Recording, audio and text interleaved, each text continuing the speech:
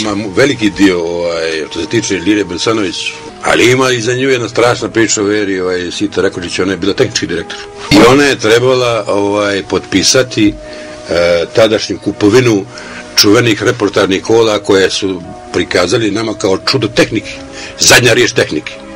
Verovatno ona je za ove naše prilike i krajeve i bila zadnja riječ tehnike, ali tu se pominjali neke velike pare, neki milioni eura vrednosti, je li ili nije toliko, ja ne znam, ali je apsurd. Znate, ovo kad sam rekao za pare da su imali manjak od 11 miliona i 600 hiljada maraka, 7 miliona i 200 da je radio televizija bilo u minus. Te godine su oni dobili 25 miliona iz budžeta.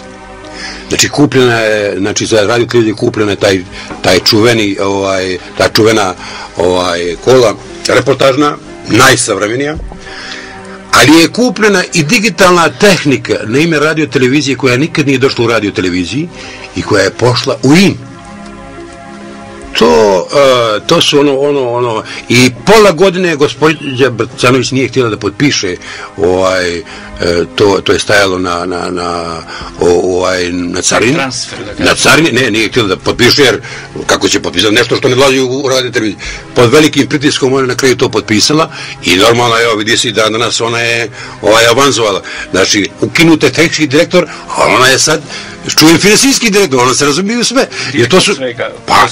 Pa to je tako, to je, znači ona je, posle Radovana Miljanića, za svega i svašta. Elektroinženjeru. Pa dobro, zna se elektroinženjer, ali razumiju se ljudi, znate kako, ako si politički podoban, znači razumiješ pobogu u sve.